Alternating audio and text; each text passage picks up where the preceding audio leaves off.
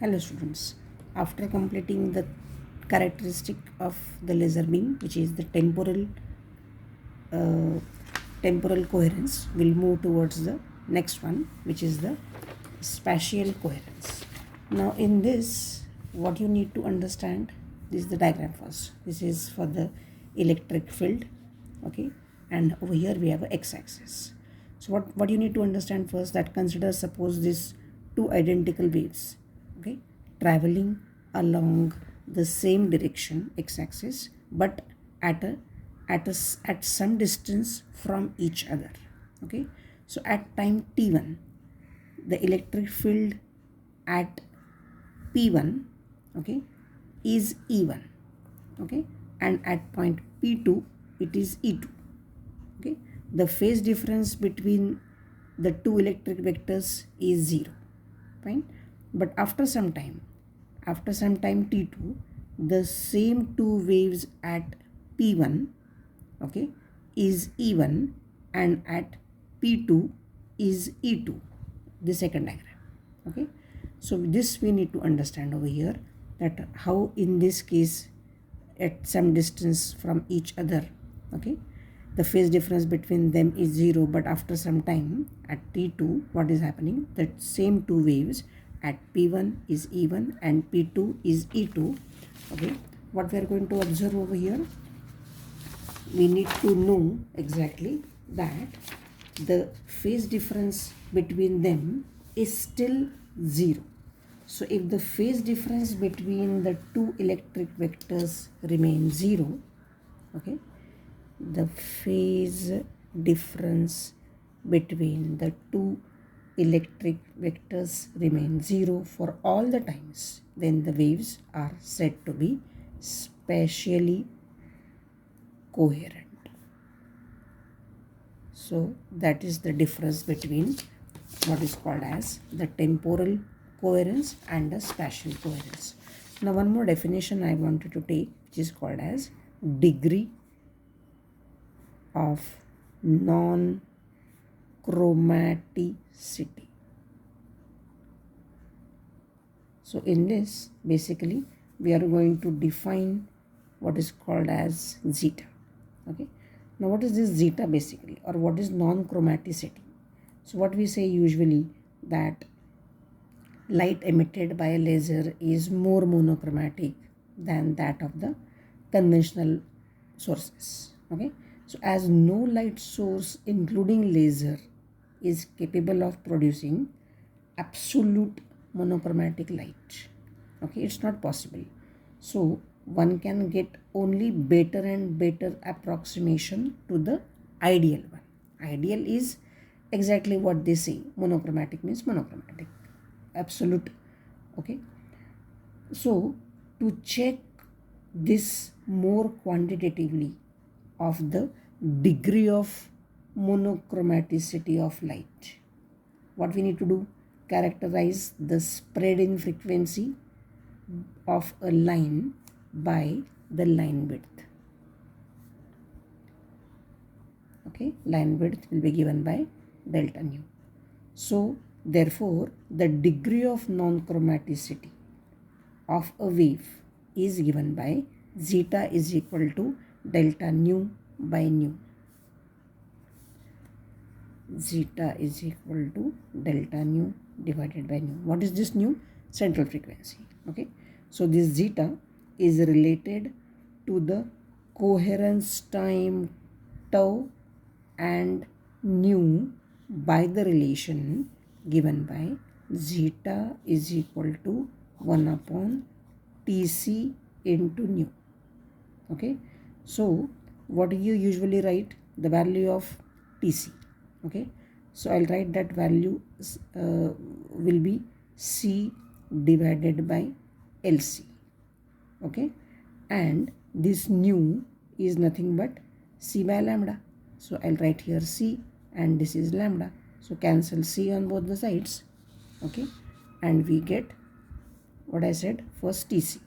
Tc I wrote the value Lc by C, okay, Lc by C, and this nu is equal to C by lambda. So cancelling C, you get lambda divided by Lc, okay. Now we will at least take few problems to understand these formulas. Okay, so in which the first problem is a laser beam has bandwidth. Question number 1, a laser beam has bandwidth of 2500 hertz. Find the coherence time and the coherence length. Okay, so the first formula we need to find out basically coherence length. What is coherence length? We are given is nothing but C into TC. Okay, now what is this C? C is 3 into 10 to the power 8. Okay, and how much is TC? Is TC given to you? No. What is given to you is the bandwidth. So how we'll find out TC? So we'll say TC is equal to 1 upon delta nu. Okay, how much is delta nu value given to you? Is 2500 hertz. So if you do this, we will get the value to be 4 into 10 to the power minus 4 second. So once you know the TC, put the value over here. So I'll say TC is 1 upon 2500 or 4 into 10 to the power minus 4. If you multiply this, you get 3 into 10 to the power 8 into 4 into 10 to the power minus 4. We will get 4 is at 12, 10 to the power 4. So around we can say 120 kilometers. This is the way we can solve this simple problems. Okay. The second problem we can find is as far as the spread is concerned. Okay, so to know the value of the how much coherent length is, one more take we'll take the problem. So over here what we can write, we can talk about what is called as the problem is question number 2. The coherence length of sodium line D2 line is 2.5 centimeter. Fine. Find the coherent time. The first thing is find out the coherent time. Okay. Second thing is find out the spectral width of line and spectral purity factor for lambda to be given as 5890 angstrom unit. Okay. So the first formula is coherent length. L is equal to CTC. Just now what formula I used? I used the formula L coherent is equal to CTC. This we had studied yesterday. So we can say L coherent is equal to CTC. And just now also we used the formula which was given out to be L is equal to CTC, and we used over here this one. This here also. TC is equal to L by C or LC by C. Right? Now, in getting these values, what is my aim now? What I know and what I need to find. So what will I say? L is CTC, but TC is the formula given by L by C. How much is L given to you? It is 2.5 centimeter. Okay. Coherence length is given to you. So we'll write here coherence. So coherence length is 2.5 centimeter. So we'll have to convert it into meters. So I'll write 10 to the power minus 2 divided by 3 into 10 to the power 8 is the value of C. Okay. So if you simplify this, we will get the value to be 0.83 10 to the power minus 10 second.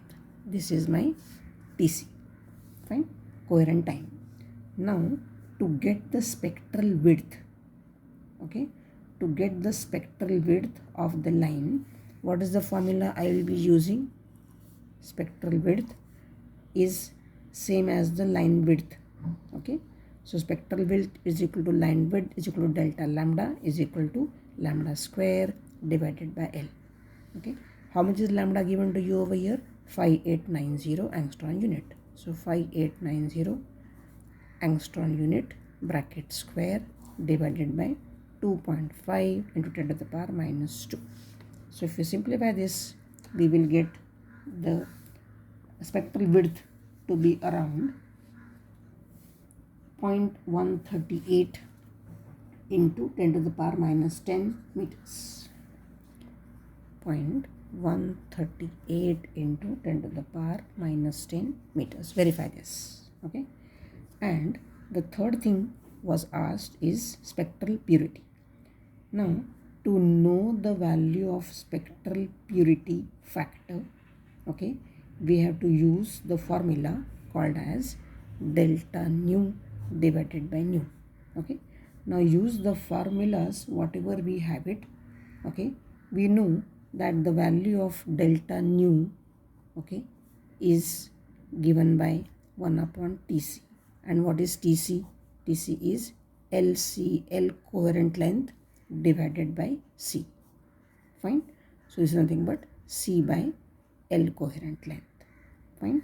And nu is equal to C by lambda. So using all that, what will write this formula for the spectral purity factor? We will write the formula as, in short, over here is C by L coherent into lambda by C. So cancelling C will get lambda by L coherent. So how much is lambda given to you? 5890 angstrom unit divided by 2.5 10 to the power minus 2. Okay, we simplify this, we get the value to be 2.356 into 10 to the power minus 5. This is the third thing, spectral purity factor for the sodium D2 line. Okay, now the next problem what we can find is, again, next question is find out the coherence length of a laser source of monochromatic light with frequency width 10,000 Hertz. This is given to you. So frequency width, okay, is same as the bandwidth is same as delta nu is equal to 10 kilohertz. Okay. Now what is the coherent time formula? Coherent time is equal to 1 upon delta nu. So 1 upon 10,000 seconds. Fine. So now from this, what will I get? I will get the value of coherence length, which is LCOH is equal to CTC. Fine. How much is C? 3 into 10 to the power 8 into TC is 1 upon 10,000. Okay. So if you simplify this, what will you get? This is 3 into 10 to the power 8. This is 10 to the power 4. Okay. So becomes minus 4. So this gives you 3 into 10 to the power 4 or 30 kilometer. This is the way we can solve such simple problems. Okay.